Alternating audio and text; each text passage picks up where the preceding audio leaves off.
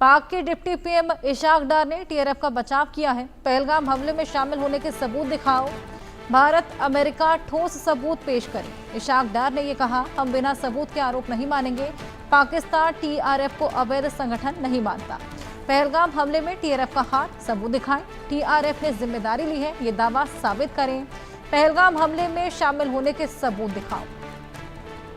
अजय, पहले तो टीआरएफ को पाकिस्तान का संगठन बताने के लिए भी इनकार करते हुए नजर आए थे और अब समर्थन कर रहे हैं टीआरएफ का। पिछले लंबे समय से पाकिस्तान आतंकी संगठनों के सरगनाओं को पालने का जो है वो सबसे बड़ा केंद्र है और पाकिस्तान एक टेरर स्टेट है। आप देखें, अल-बदर से लेकर हिजबुल मुजाहिदीन, लश्कर-ए-तोयबा, जैश-ए-मोहम्मद और अब टीआरएफ, ये तमाम आतंकी संगठन कहां से ऑपरेट होते हैं पाकिस्तान में। इन आतंकियों को ट्रेनिंग कौन देता है? पाकिस्तानी सेना देती है, आईएसआई इन्हें फंड करती है और उसके बाद ये आतंकी गतिविधियों को चलाते हैं। हाफिज सईद हो, मसूद अजहर हो या सैफुल्लाह हो, ये तमाम जो है वो आप देखें तो पूरे तरीके से आजादी से पाकिस्तान में घूमते हैं। तो ये तभी मुमकिन है जब उनको सरकार ये सेना शह देती है। तो अब टीआरएफ की जो बैन होने के बाद पहले तो पाकिस्तान कह रहा था कि हमारा लेना देना नहीं, मगर डिप्टी प्राइम मिनिस्टर ने आखिर वो चुप नहीं रह सके और बोल दिया कि टीआरएफ ने आखिर किया क्या है, पहले ये साबित तो करिए।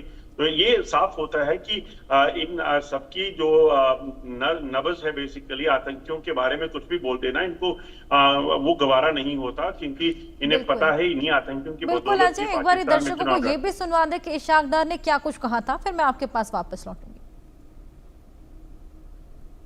मीडिया में चला भी दिया कि उन्होंने ऑन कर लिया, वो झूठा था। उनके नहीं, ये नहीं है। तो उस पे करीबन हमारे जी 2.5 दिन लगे। वी रिफ्यूज टू बज इन। मुझे बड़े बड़े कैपिटल से कॉलें आई कि देखे इस वक्त मैं जी नथिंग डूइंग, ये नहीं हो सकता, पाकिस्तान विल नॉट एक्सेप्ट। वो कहते आप पे ब्लेम आएगा, प्रेस रिलीज नहीं हुई, इतना बड़ा वाकया हुआ, आपके जाफर एक्सप्रेस भी ये आई थी, कंडेमनेशन की, टेररिस्ट एक्टिविटी को कंडेम किया गया था। मैंने कहा we are ready, but please you have to put in Jammu and Kashmir and have to delete this TRF. Allah के फजल करम से जनाब चेयरमैन, पाकिस्तान के को ये मुबारक हो और आपको कि हमने वो दोनों चीजें अमेंड करके वो प्रेस रिलीज तो जारी हुई और पाकिस्तान के मौक़िफ़ को तस्लीम किया गया। इशाक डार का बयान हमने तमाम दर्शकों को सुनाया। जाए, वाकई बेहद बौखलाए हुए नजर आ रहे हैं, तमाम सबूत मांग रहे हैं।